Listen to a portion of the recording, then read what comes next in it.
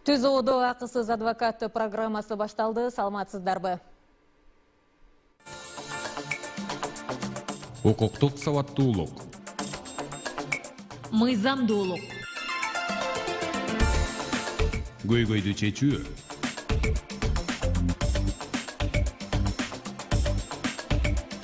Акыйкаттыкка жетүү. Квалификациялуу юридикалык жардам.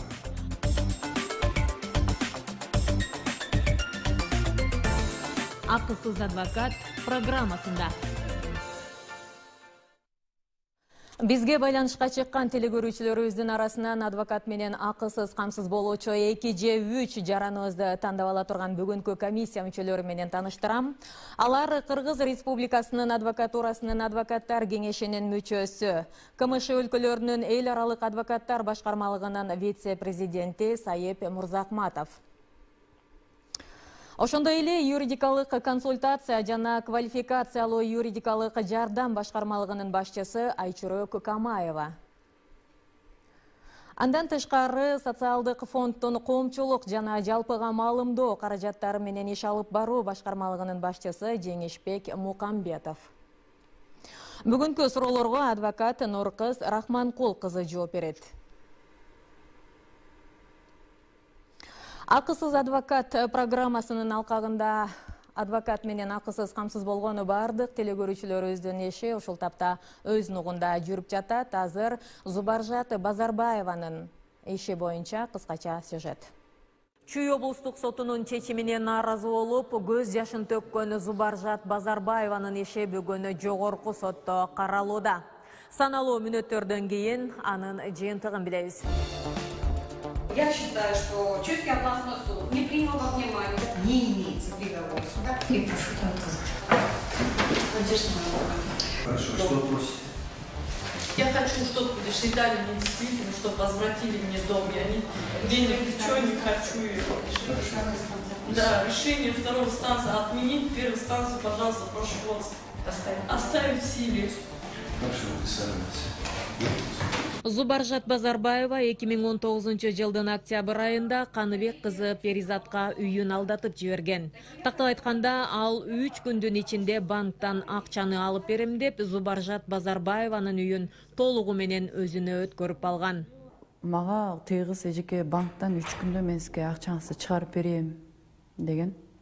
Мен балдарым жашоосун улучшайт этиш үчүн шаар жакка жылсам деп действительно саткам, ишенгем. Ошентип 4 баласы менен үйү жок калган каарманыбыз укук коргоо органдарына кайрылган. Бардык далилдөөчү материалдардын негизинде Ысык Ата райондук соту жабырлануучунун пайдасына чечим чыгарган. Бирок райондук соттун мындай чечимин Чүй облустук соту жокко чыгарып койгон. Чуйский областной сотто 24 августтан башталган мен процесс. Башталганда биринчисинде келген эмес, экинчисинде дагы отложка кылдырган. Ошондо 5-6 процесс болуп отложка болгон. Ага чейин мен возражение жазгам, ходатайство. И биздин ошо мен жашаган Димитровская дача, село Димитровка, Кыргыз автомаш дачасында ошол жерден мен председателден да неме алып келгем, характеристика ходатайство. Ал дагы эч кандай көрүлгөн эмес протоколдо. Акыркы процесс 15 ноябрда болгон. 15 ноябрда болгондо мен балам ооруп калып, 7 айлык эмчекте балам ооруп калып, ошо келбей калгам да. Келбей калып, анан ошондо алардын ага чейинки келбей калганын, ага чейинки ошо уголовный делосу жүрүп атканын мен айткам деген, бирок ошондо да карабай эле чечимди тилерге чыгарып койгон. Андан соң Зубаржат Базарбаева акысыз адвокат программасына кайрылып, мамлекет кепилдеген юридикалык жардамды координациялоо боюнча борбору тарабынан адвокат менен камсыз болгон. Адвокат Бактыгүл Алымкулованын коштоосунда ал жогорку сотко даттануу арызын жолдогон. Соттук отурум алгач 2022 жылдын 27 апрелине коюлуп, бирок экинчи тарап келбегендигине байланыштуу 11 майга жылдырылган. Бул жолу эки тараптын тең өкүлдөрү толук келип, соттук отурумга катышышты. Моя клиентка не единственная потерпевшая по данному факту, от рук Каныбек кызы Перизат. И в судебном заседании участвует ряд лиц, которые хотели бы тоже высказать свое мнение, но это будет по вашему разрешению, если вы разрешите, конечно, им высказаться. Жогорку сотто каралган бул иш кайрадан райондук сотко жөнөтүлдү. Акысыз адвокат программасы колго алган ишке мыйзам чегинде чекит коюлат. Мунара Матеева, Кадыр Султаналиев, Коомдук 1 канал, Акысыз адвокат программасы. Мен биздин көрсөтүүгө кайрылып, комиссия аркылуу тандалып алынып, бирок биз байланыша албай калган телекөрүүчүлөргө кайрылгым келип жатат. Себеби алар түз байланышка чыккандыгына байланыштуу бизде номери жазылып алынбай калган.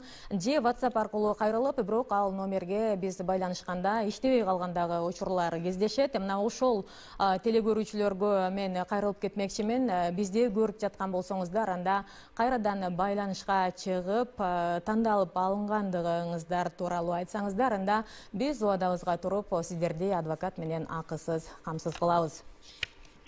Адаттагыдай эле биз КТРКнын негизги каналынан тышкары, анын YouTube'дагы каналы, ошондой эле Facebook'тагы баракчасы аркылуу дагы түз эфирге чыгып жатабыз. Андыктан ал жактагы берүүбүздүн алдына дагы өзүңүздүн сурооңузду комментарий катары калтырып жооп алсаңыз болот. Мен алгач WhatsApp аркылуу келген суроолордун бирөөсүн окуйм. Мен Ак Суу районунан кайрылып жатам. Менин атамды кичинекейинде тайлары багып алган. Дейт, багып алып Малагашкаев Чокотай деп жаздырып алышкан. Бирок архивде Жамананов Кызай деп катталган. 10 жыл мурун атамдын көзөткөн өлгөндүгү тууралуу күбөлүк Жаманов Кызай деп алынып калды. Бирок апам экөөнүн нике күбөлүгүндө Малагашкаев Чокотай болуп жазылып калган. Ошол себептен апамдын атындагы үйдү каттай албай жатабыз. Ак Суу райондук соту мындай ишти карабайбыз деп жатат. Биз кайсы жакка кайрылабыз дейт. Саламатсыздарбы телекөрүүчүлөр. Мен бул суроого төмөндөгүчө жооп берейин. Биринчиден, сиздердин бул төрөлгөндүгү туурасындагы көйлөктөрдүн баарын такташ керек экен. Бардыгы толук колуңуздарда барбы? Андан кийин кана эгер аты туура эмес болуп жатса, кийинки акыркы ошол менчиктүүлүктү эме кылмактын да документти которуу үчүн дагы атасынын атын өзгөртүү үчүн бул баягы сотко кайрылыш керек. Соттон таптырып туруп, андан кийин тиешелүү түрдө көйлөгүн алгандан кийин, атын өзгөрткөндөн кийин бул чаралар кетет. Бирок бул нерсени мен биринчиден жооп берердин алдында, эгер кааласаңыздар, менин телефонумду алып алып байланышсаңыздар болот. Мен дагы да көп нерселерди тактап туруп, андан кийин дагы толук маалымат бере алам. Дагы кандай документтерди тапташ керек, андан кийин кайсыл жакка кайрылыш керек, ошол нерсени мен сиздерге дагы толук жооп бере алам. Өзүңүздөргө болгондой, бүгүн биздин берүүбүзгө соцфонддун өкүлү катышып жатат. Жалпыга маалым, бизден ар бир көрсөтүүбүзгө пенсия боюнча суроолор абдан көп келет. Алгачкылардан болуп келген суроо 47-75 менен аяктаган абонентинен экен. Мен пенсияга чыга албай жатам, ат башыда турам, жерим Кочкордо бар болчу дейт. Азыр жок болуп жатат. Жашым 53-тө, биз жакта 45 жаштан чыгат. Эмне кылышым керек, жардам берип маалымат берип коюңуздарчы деген экен. Биринчиден, бул жеңилдик шарттагы пенсияга чыгуу деп аталат. Анткени бийик тоолуу шартта жайгашкан калктуу конуштарда жашаган жарандарыбыз эркектер 55 жаштан, аялдар 50 жаштан жана 3 жана андан көп баланы өстүрүп чоңойткон аялдар 45 жаштан чыгышат. Ошол эле учурда ошол бийик тоолуу шартта эркектер 20 жыл иштеп жашаш керек. Аялдар эркектер 25, анын ичинен 20 жыл ушу календардык бийик тоолуу шартында. Аялдар болсо 20 жыл жашап, анын ичинен 15 жылдан кем эмес ошол жакта жашаш керек да, жана 3 баласы менен. Эгер мындай шарттар аткарылбаса, тилекке каршы жеңилдик шартта пенсияга чыкканга укук болбой калат. Кочкордун бүт айылдары бийик тоолуу шартка кирбейт. Ошондуктан сиз жашап жаткан Ат башы районундагы калктуу конуш бийик тоолуу шартта болушу мүмкүн, бирок иштеген баягы үлүш жерине төгүп жаткан айылыңыз бийик тоолуу шартка кирбей калса, мыйзамдын 2 шартынын бирөө аткарылбай калса, ал укук бербейт. Түшүнүктүү. Түз байланыштагы телекөрүүчүбүздүн суроосун угабыз. Саламатсызбы?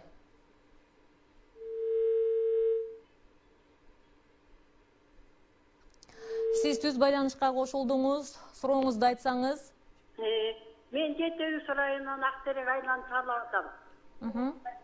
Менин суроом мындайда, менин небере кызым Талас районундагы Таластагы Манас районуна турмушка чыкты эле.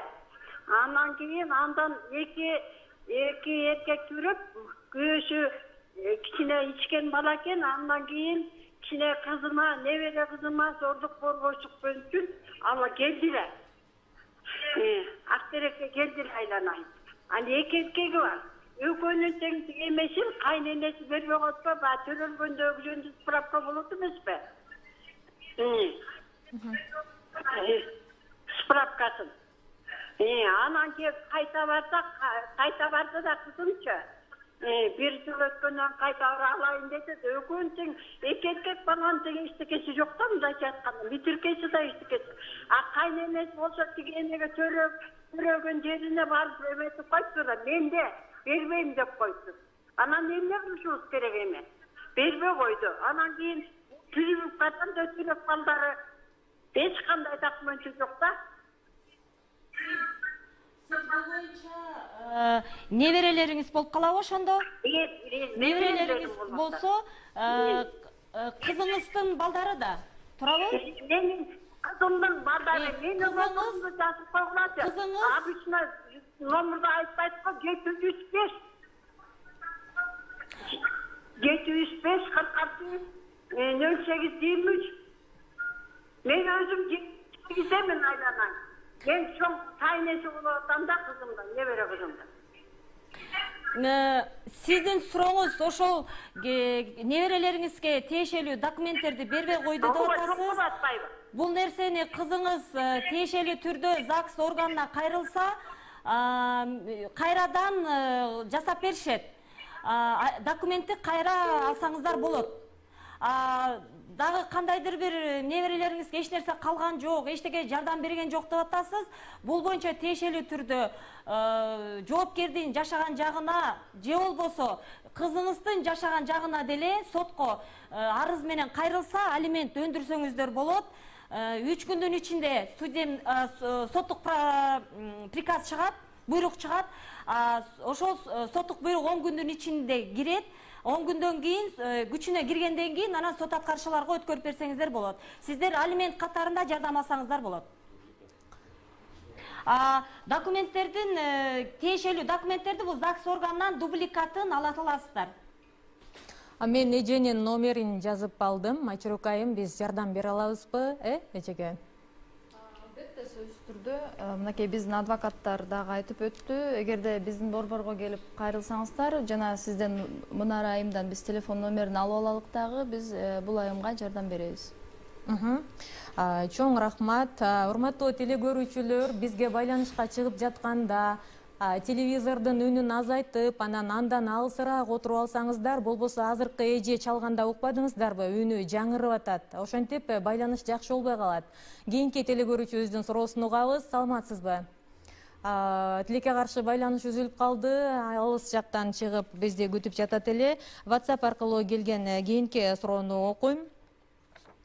Саламатсыздарбы? Шаардык адвокаттар мыйзамсыз иш кылган жана эки тарапка эки жүздүүлүк кылгандарын алдап бизден акча алып, бирок аны кайтаргысы келбей, уятсыз болуп, ушундай кылык жоруктарды кылып жаткандарды эмне кылсак болот? Мыйзамдуу түрдө адвокаттарды кантип жазалоо жолдору бар деген экен. Саип Мырзахматович, бул суроо сизге болуп калат экен. Жооп берип койсоңуз, кайсы жакка кантип кайрылсак болот дейт адвокаттарга даттануулар болгондо? Урматтуу көрүүчү, бул маселе боюнча бизде өзүнчө комиссия по этика иштейт республикада. Комиссия по этикаге сөзсүз түрдө адвокаттардын үстүнөн арыз менен кайрылсаңыздар, алар чыгарган чечимди эгерде туура эмес чыгып калган болсо, анда биздин кеңеш совет адвокатурабыз бар, совет адвокатурага келет. Анан биз анда көзөмөлдөп текшерип, туура болсо күчүндө калтырабыз, туура эмес болсо кайрадан бузуп, кайра кароого жөнөтсөк, экинчи жолкусунда сөзсүз түрдө таза каралып бүтөт.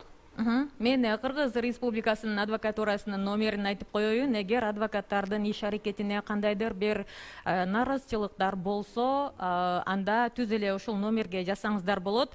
0552 243 577 0552 243 577 номерине байланышып наразычылыгыңызды айтсаңыз болот. Кийинки телекөрүүчүбүздүн суроосун угабыз. Саламатсызбы? Саламатчылык. Сурооңузду айтыңыз. Мен Токтогул районунан да. Фамилиям Абдалиев Жаныбек. Угуп атабыз. Мен өзүм кесипчилик лисейде өзүм мастер болуп иштейм да, көп жылдан бери.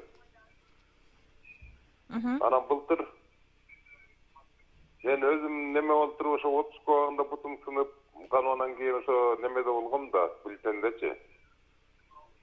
Анан эми азыр мен неме сентябрдын 15-нен баштап туруп мен немеге чыккам.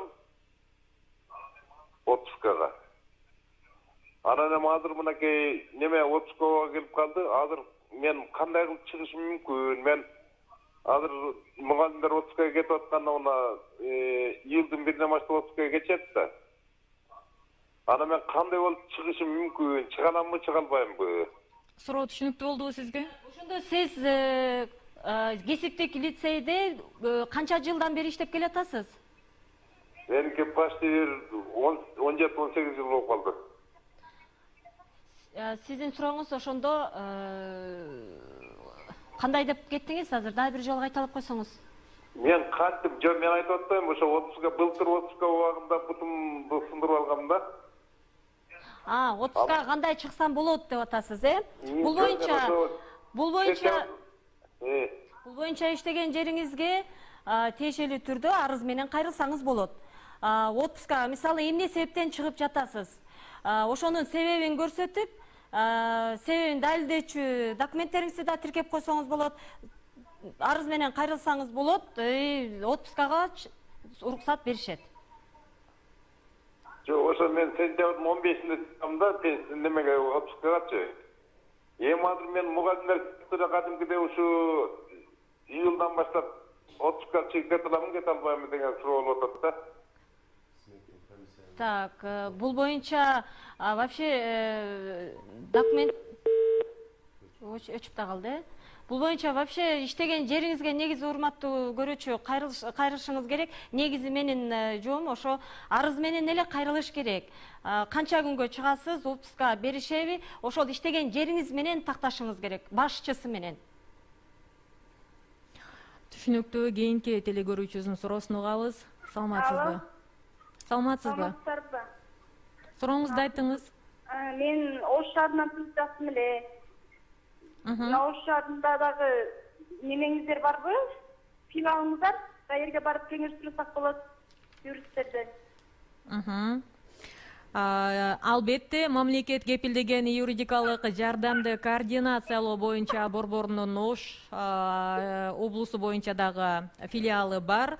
0312 38 01 38 ага кошумча 108 109 жана 110 номерлерин терүү менен сиз толук кеңеш алсаңыз болот, анан кайрылсаңыз болот албетте. Кийинки телекөрүүчүбүздүн суроосун угабыз. Саламатсызбы?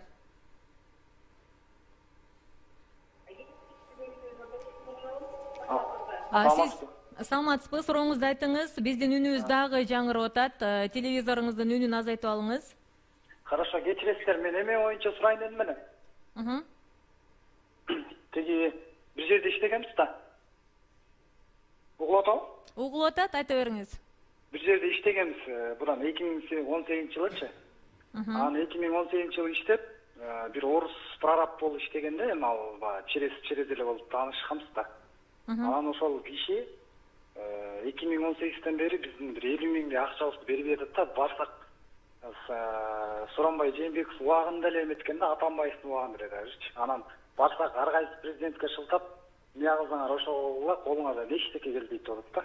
Биз адвокатка тиги сотко барсак, сот болсо трудовой договоруңар жок экен, эчтеке кыла албайсыңар деп атат. Ушунду кантип пайдалансак болот? Мындай көйгөйлөр негизи көп. эми бул нерседе действительно келишимиңер жок болсо кыйынга туруп калат. Бирок эгер чындап ошол жерде иштеген болсоңуздар, ошол жерде бирге иштегендер менен биригип туруп, акты түзүп, эмне иш кылганыңыздардын баардыгы туурасында көрсөтүп туруп, ошол актынын негизинде дагы сотко акысын, иштегениңиздердин акысын өндүрүү боюнча кайрылсаңыздар болот. Акт болгондо берди, тиги өзү хозяйка кореянка болчу да, ал болсо мен барам да деп барчу. Өчүп калды окшойт да. Өчсө деле жооп бере бериңиз, ал угуп атат бизде. Бул боюнча мен дагы бир жолу айтып кетем, акты түзүп туруп, ошол акты менен далилдесеңиз болот, иштегениңиз тууралуу, эмне иш кылганыңызды, канча убакыт иштегениңизди түзүп туруп, андан кийин анан кайрылсаңыз болот. Мен айта кетет элем кошумчалап, эми буга сиз колуңуздан келсе адвокат жалдап алып деле же юристтин жардамы менен иштесеңиз андан да жакшыраак болот. Мына ушундай көйгөйгө кабылбаш үчүн мен биздин телекөрүүчүлөрүбүзгө кайрылып кетмекчимин. Жумушка кирип жатканда сөзсүз эмгек келишимин түзүп, кол коюп, анан кийин кирсеңиздер, мындай көйгөйлөргө кабылбайсыздар. Кийинки телекөрүүчүбүздүн суроосуна көңүл бөлөбүз. Саламатсызбы? Саламатсызбы? Мен Атыжелин Тосматова Гуру. Бишкектен салып атам, Сокулуктан. Biz 2006 жылы келиним паспорт алганда, паспортты сүрөтү өзүнүкү дагы аты башка жок, сүрөтү башка бирөөнүкү, аты өзүнүкү болуп келген. Анан ошол боюнча кийин паспорт беришкен 2013 жылы. Өзүнүн эле аты жөнү, сүрөтү дагы өзүнүн эле эмеси. Бирок ошону компьютерден өчүрүшпөптүр. Анан ошонун эмеси жетип, суроого жетип, Бишкекке эмеге коюлуп кетип, регистрацияга. Анан паспорт алмаштырып кел деди. Паспорт столго барса, ошол 2006 жылкы паспорт алмашкан башка бирөөнүн эмеси компьютерде өчпөй калыптыр да. Анан бул судебный иш биз эч жерден өчүрө албайбыз дешип атат. Муну кандай кылса болот? Эми бул боюнча бул катачылык албетте паспорт столдон кеткен болуш керек деп эсептейм.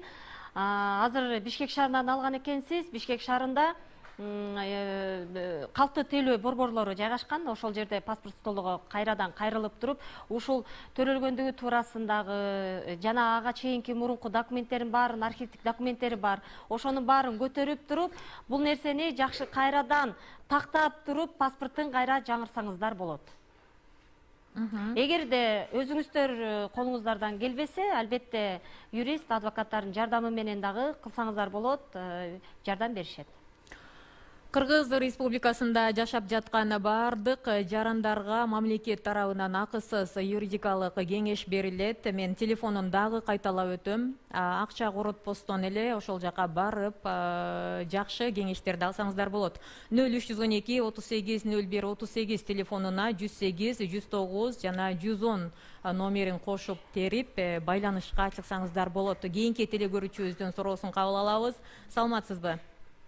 Мен суроом силердин офисиңер каякта? Акысыз шаарда, районда, Бишкекте. Акысыз адвокат деген атайын кеңсе жок, урматтуу телекөрүүчүлөр. Бул биздин акысыз адвокат программасы, тактап айтканда КТРКнын 3 тараптуу келишимдин негизинде Кыргыз Республикасынын адвокатурасы жана мамлекет кепилдеген юридикалык жардамды координациялоо боюнча борбору менен биргеликте иш алып барат, калктын баардык катмарын камтыйт. Анан суроолор болсо, жогоруда мен айтып өткөндөй, Кыргызстандын баардык жарандарына мамлекет тарабынан акысыз юридикалык кеңеш гана берилет. Ал эми калктын айрым категориясына ошол эле мамлекет кепилдеген юридикалык жардам борбору тарабынан адвокат дагы берилет. Мен жогоруда айткан телефонго байланышсаңыздар болот бул боюнча. Кийинки жооп түшүнүктүү болдубу сизге?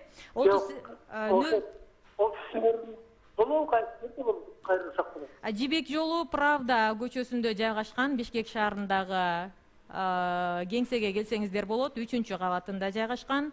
0312 38 01 38 телефонуна байлансаңыздар болот. Кийинки телекөрүүчүбүздүн суроосун угабыз.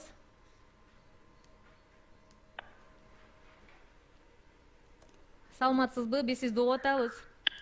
Алло, саламатсыздар. Суроңузду айтыңыз. Мындай бир суроо менен кайрылайын дедим эле сиздерге. Менин кызым турмушка чыкты эле да, ат башыгачы. Чыкканына бир 8 жыл болоюн деп калды. Ошо 8 жылдан бери ушуреки немеси пропискасы жок болуп атат да, пропискага отурушпай атат. Ошо пропискасы жок болуп, немесин ала албай атат да, пособие ала албай атат. Ошону кандай жолдор менен алсак болот? Кызыңыздын пропискасы жок болуп атабы? Таксы жок болуп атат. Кыргызстандын жарандыгы деген прописка жок болуп атат да. Кызыңыз кайсы жактын жараны? Тилекке каршы байланыш үзүлүп калды, бирок кызы ат башыга турмушка чыкканына 8 жыл болуптур. Ал жака каттоого тургузбай жаткан экен. Менин билишимче, кайын журтунун үйүндө жашайт го. Кыскасы, ошол жака жашаган жеринде каттоосу болбогон үчүн жөлөк пул ала албай жатыптыр бул эженин кызы. Бирок мен кошумчалап кетейин. Турмушка чыкканга чейин, андан ага чейинки турган пропискасы боюнча тактап туруп, пропискасын өзгөртсө болот. Азыркы жашаган жагына туруп, чыгып келип, мурункусунан чыгып келип туруп, анан азыркы жашаган жерине туруп, андан кийин анан пособие боюнча кайрылса болот. Убактылуу жашаган жеринен деле жөлөк пул алса болот негизи. Бул үчүн атайын ошол социалдык жактан камсыздоо бөлүмүнүн жергиликтүү бөлүмүнө кайрылсаңыздар, так маалымат ала аласыздар. Кийинки телекөрүүчүбүздүн суроосун угабыз. Саламатсызбы? Саламатсыз. Сурооңузду айтыңыз. Биздин эң улуу байкебиз өтүп кеткен болчу да, коронавирустанчы. Андан кийин эле 6 айдан кийин жеңибиз да каза болуп калды. Артында 3 баласы калды да. Ошого балдарга жеңилдик болобу, тамы да жок болчу.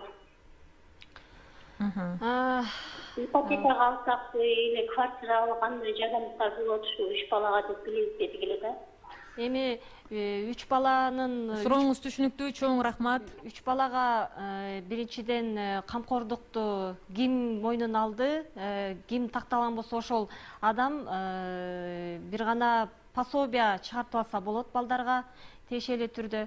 Ал эми ипотека боюнча бул банктарга кайрылып көрсөңүздөр болот, бирок жашы жете элек болсо балдарга кыйынга туруп калат. Андан тышкары боюнча жанагы багуучусун жоготкондугу жөнүндө пенсия боюнча пенсия каралат. Эгер каза болгон ата энесинин камсыздандыруу стажы болсо, алар социалдык камсыздандыруу жөнүндө мыйзамга ылайык пенсия менен камсыз болушат. Баккан адамынан айрылгандыгы боюнча атасына өзүнчө, апасына өзүнчө 3 балага пенсия чегерилет. Эгер стажы болсо. Ушул маселе боюнча сиз жардам берип койбойсузбу? Кайсы номерге байланышса болот сизге? 0501 500 111 деген телефонго, же болбосо шаардык телефон 54 33 16. 0501 500 111 54 33 16. Дал ушул телефондорго кайрылсаңыздар, Жеңишбек мырза сиздерге жардам берет деп биз ишендирип кете алабыз, өзүнө тиешелүү жактан. Кийинки телекөрүүчүбүздүн суроосун угабыз. Саламатсызбы?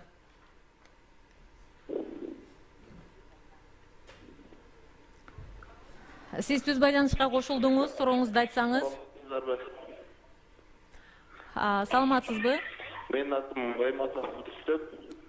Мен Сокулуктан чыгып атам, Сокулук айынан, Тайынан, Томаскадан. Анан менин суроом мындай да. Мен могу 2017-жылы дачадан үй алгам да. Анан кийин бул үйдү ошол айып жергиликтүү эмелер решение чыгарып беришкен. Анан госрегистрден регистрациядан турган эмеспиз да. Анан кызыл китеп алалы деп 2020 майдын башында барсак, сиздердики бирөөнүн атына атталган экен деп атат да. Анан биз ошо кызыл китеп алыш кыйыныраак болот, кандай жолдор бар, кандай болот. Через сот менен алып койду да бизде. Учурда сиздин үйүңүздүн ошондо участкага тиешелүү токтом бар экен. бул токтом менен негизи госрегистрга каттоо үчүн кайрылышыңыз керек. Анан эгерде госрегистр сиздерге мам каттоо, то есть баш тарта турган болсо, анда ошол жазуу түрүндө баш тартуусун алып туруп, ошонун негизинде сотко кайрылсаңыз болот. Ошо кадастрга кайрылсак башка бирөөгө катталган деп атпайбы? Үй башка бирөөнүн намында болуп атабы? Башка бирөөнүн атынан чыгып атат госрегистрдачы. Негизи мен 2017-жылы алгам. Анда сиз деген башка бирөөнүн намында чыкса, эмне документтин негизинде башка бирөөнүн намында. Ошол нерсени тактадыңызбы? Ал жерде кандайдыр бир токтом же болбосо кандайдыр бир келишим чыгышы мүмкүн? Госрегистрдан тактап көрдүңүзбү ушул нерсени? Алган киши ушу Россияга орустардан алган да, алар болсо эмеге кетип калган. Россияга. Жок, ошол азыркы учурда үй кимдин намында катталганын сиз тактап көрдүңүзбү? Эмне документ бар экенин? Сураганда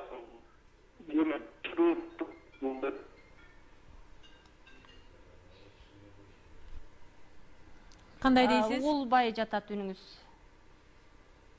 Кыскасы, жалпысынан суроо түшүнүктүү болду го. Мындай эмне кылыш керек? Сиз биринчиден үйүңүздү тактаңыз, госрегистрга кайрылсаңыз сизге выписка чыгарып, көчүрмө чыгарып берет. Үй кимдин намында экендиги жана эмне документтин негизинде катталганын. Ошол документти алып туруп, анан ошонун негизинде анан кийин сотко кайрылыш керек. Бирок сотко кайрылаардын алдында дагы бул жерде эгер токтом менен катталса, анын токтому кайсы жылы чыккан, ал эми сиздин токтомуңуз кайсы жылы чыккан. Ушул нерселерге дагы негизи көңүл буруш керек. Анан документтердин баарын тактап алып туруп, андан кийин сотко кайрылыш керек болуп калат сизге. Бул оорураак иш болуп калат. Юрист, адвокаттын жардамы менен кыймылдаңызчы. Ошондо чечип аласыз деп эсептейм. Түшүнүктүү. Жогоруда аталган мамлекет тарабынан кепилденген акысыз юридикалык жардам борборуна келип кеңеш алсаңыз болот. Алардын кеңеши аркылуу анан өзүңүз кыймылдасаңыз дагы болот. Кийинки суроо пенсия жөнүндө окугум келип атат. Мен 4 балам бар дейт. Жалгыз жашайм. Жолдошумдун башка үй бүлөсү бар. Жок, бул пенсия жөнүндө эмес, жөлөк пул жөнүндө экен. Пенсия боюнча суроону узаткым келип атат. 5 балам бар дейт. Азыркы учурда 52 жаштамын. Пенсияга чыгууга 50 жашымда кайрылсам, 5-чи балаңыз 8 жашка чыга элек экен деп чыгарбай койгон. Пенсияга чыгыш үчүн 5-чи балам сөзсүз 8ге чыгыш керекпи дейт. Ооба, бул негизги мыйзамдын талаптарынын бири. 50 жаш курактан мөөнөтүнөн мурда чыгыш үчүн 25 жыл стажы болуш керек. Анткени талап кылынган 15 жылдан дагы 10 жыл кошумча иштеш керек. Балдары 5 баладан 5 жана андан жогору бала төрөп, өстүрүп чоңойтуш керек 8 жашка чейин. Ошондуктан эгер 8 жашка чыкпаса, анда мыйзам пенсияга чыгууга укук бербейт. Негизи жалпы мыйзамдын талаптарын алак 53 жаштан 15 жыл стаж менен 5 бала менен пенсияга чыкса болот. Бирок 8 жашка чыгуу негизги шарт болуп эсептелет. Мүмкүнчүлүктөн пайдаланып, деги эле эл арасында көп келген суроолорго жооп берип кетсеңиз болот. Бизде кайрылуулардын көпчүлүгү ушундай суроолор болот да, кошумча пенсияга чыккандан кийин стажы тууралуу же айлык тууралуу кошумча маалыматтарды алып келсек, кайра эсептеп бересиздерби, ушул кандай болот деген учурларда жооп берет элек. Негизи мыйзам жол берет. Эгер пенсия чегерүү учурунда эске алынбай калган убакыттар болуп, кандайдыр бир себептер менен эмгек китепчеге түшпөй калган учуру болот, же болбосо кошумча баягы окугандыгы туура маалыматтар болсо, алып келип тапшырсаңыздар, ошол тапшырган убакыттын кийинки айдын 1-нен баштап пенсияңызга кайра эсептөө жүргүзүлөт. Ал эми айлык тууралуу маалыматтар убагында тапшырылбаса, кийин алып келип тапшырсаңыздар 3 жылдын ичинде кайра эсептөөгө уруксат берилет.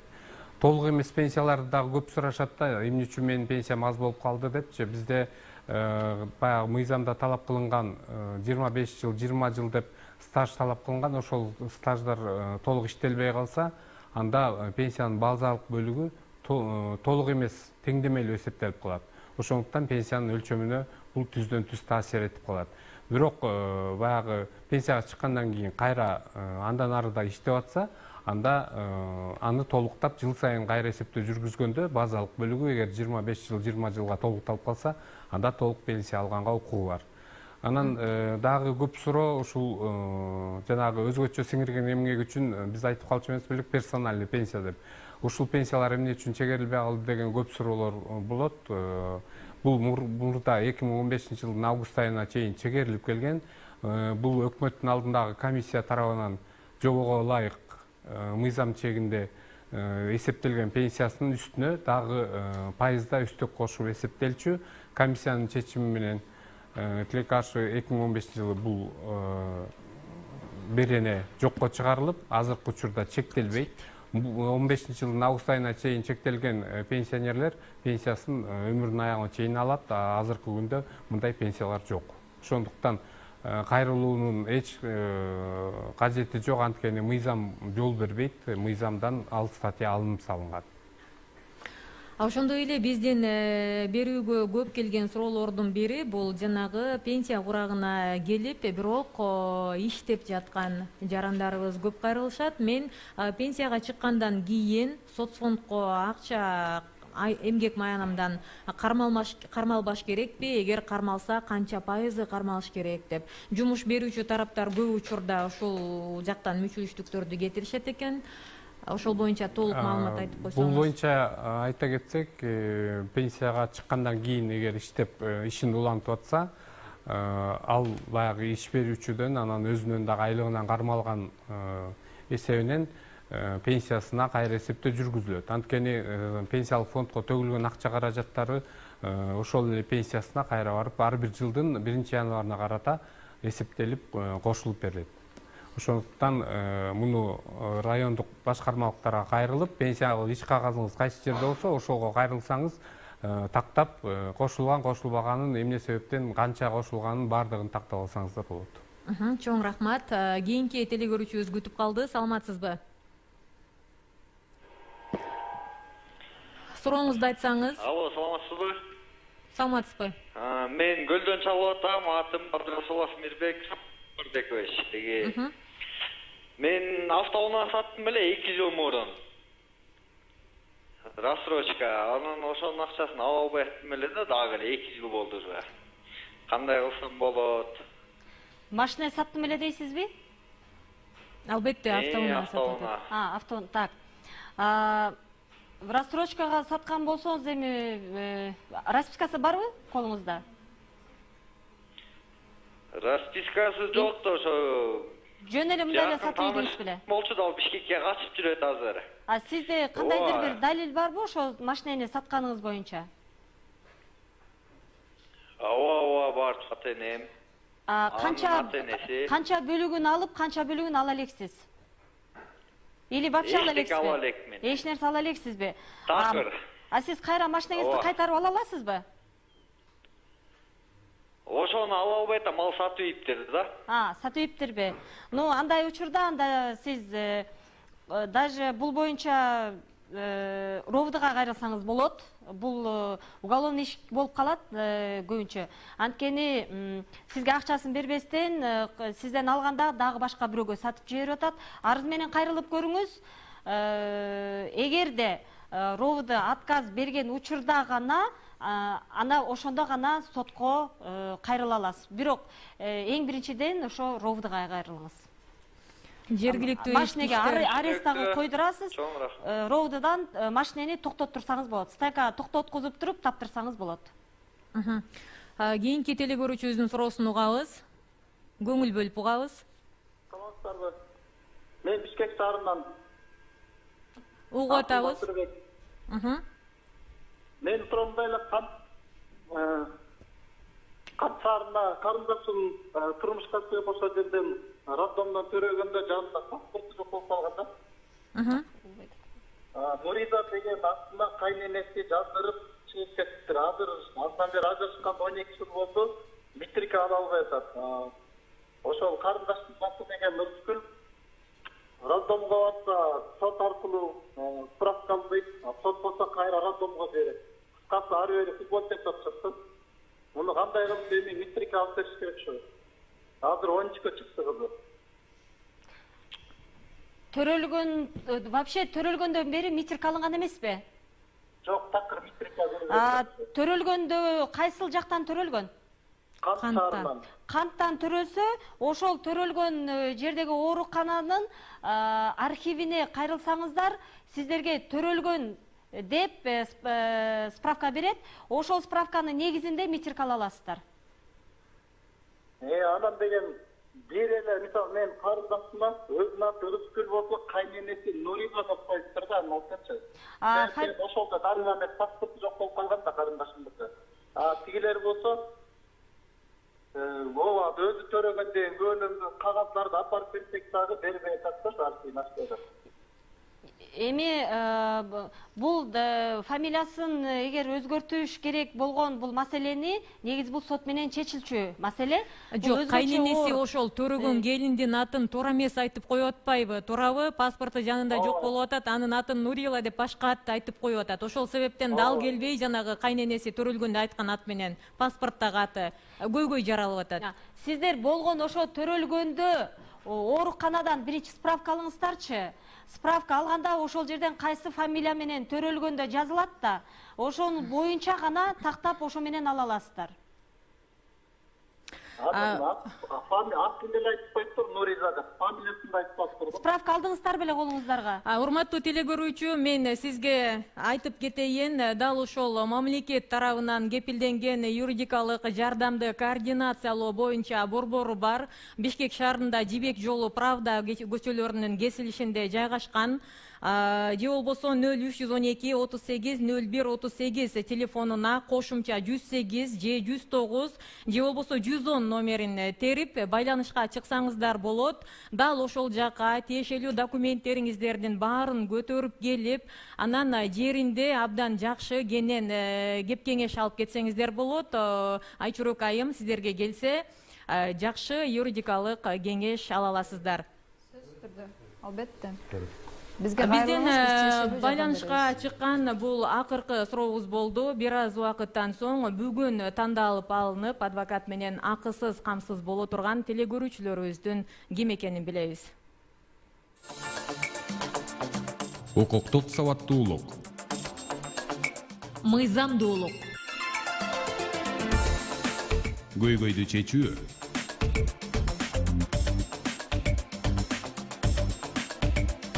Акыйкаттыкка жетүү. Квалификациялуу юридикалык жардам.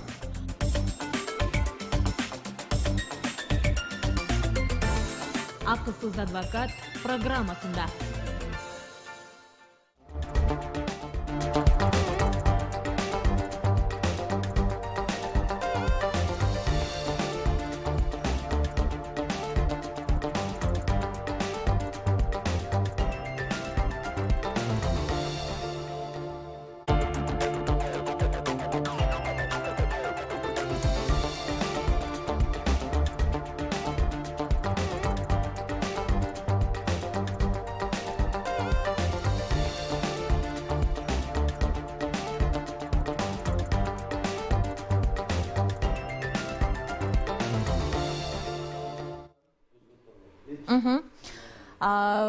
Комиссиянын жобу даяр болуп калды.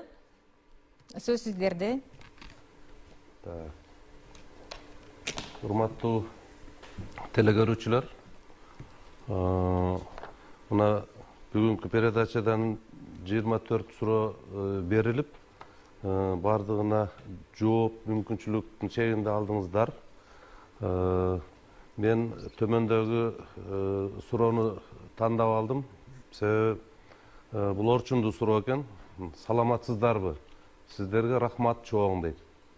Көп элге жардам берип жатасыздар. 1992 жылы Өзгөн районунда Заргер совхозу жоюлуп, Биримдик деген колхоз түзүлгөн. Мен ошол убакта чабан болуп иштегем. Азыр пенсияга документ тапшыргам. Ошол 92-ден 95 жылдан соцфонду да, архиви да справка бербей жатышат. Эмне кылуу керек? 3 жылдык эмгек жоголуп жатат. Бир эле мен эмес, көптөгөн элдин 3 жылдык эмгек стажы жоголушу мүмкүнбү? Ким жооп берет, эмне кылса болот деп как раз бизде мына соцфонддон өкүл келип, Жеңишбек Уркалиевич сизге тиешелүү суроо экен. Ошону биз адвокаттарыбыз аркылуу сизге кайрылып, анан совместно ушу биригип туруп ушуга жардам берип коюш керек. Себеби бул 4-5 проблеманы камтыптыр бир суроодо. Тем более бул союз эстир мезгилинде иштеген киши экен, ошого сөзсүз түрдө жардам, акысыз жардам берип коюшубуз керек. Мен ушуну тандадым. Siz жазып аласыз ушул маселе боюнча. Жорокайым, сөз сизде. Саламатсыздарбы, урматтуу телекөрүүчүлөр. Бизге албетте көптөгөн суроолор келип түштү. Мен алгач биз тандалган суроону окуп койсом, айылда 2 бала согушуп, бирин сабап, экинчисин өлтүрүп коюп, сууга таштап салыптыр. Ал жакта менин балам да соучастник болуп калыптыр. Балам экспертизада текшергенден кийин таза чыккан. Бирок бир нече айдан кийин сот болгонго чейин деп камап коюшту дейт. Мынакей биз ушул жарандын кайрылуусун тандап алдык. Акыркы номери 7354 сандары менен бүтөт экен. Биз менен байланышсаңыз болот. Ошондой эле биз дагы сиз менен тез арада байланышып, сизге тиешелүү юридикалык жардам беребиз. Ал эми мен ушул эфирден пайдаланып, Ысык Көл областынын Түп, Жетегүз жана Ак Суу райондорунун тургундарына кайрылып кетким келип турат. Себеби мына 16 майдан 3 июнга чейин акысыз укуктук жардам аттуу бизден акция өтөт. Бул акцияны Юстиция министрлиги мамлекет кепилдеген юридикалык жардамды координациялоо борбору менен биргеликте уюштуруп жатабыз. Ушул акцияга келип, Ысык Көл областынын Түп, Жетегүз, Ак Суу район тургундары өзүңүздөргө тиешелүү укуктук жардам алып кетсеңиздер болот. Аталган акцияга биздин борбордун адвокаттары жана тиешелүү мамлекеттик органдардын атайын компетенттүү кызматкерлери катышышат. Ушул жерге келип, сиздер жарандык жана укуктук жактан жардам алып кетсеңиздер болот. Жеңишбек мырза, сөз сизде. Бизге эми тиешелүү суроону баардык кайрылган пенсия боюнча телекөрүүчүлөргө жооп берип коесуздарбы? Мен буга чейинкилердин баарына жооп бергенге аракет кылдык. Анан байланыш телефондорунду айтып кетейин.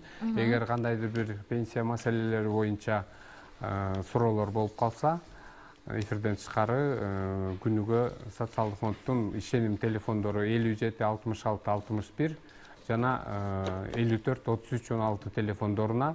Мындан тышкары кол борборубуз иштейт. Эртең мененки 7ден кечки саат 10го чейин түз байланыш номери 1202 телефонуна чалсаңыздар болот.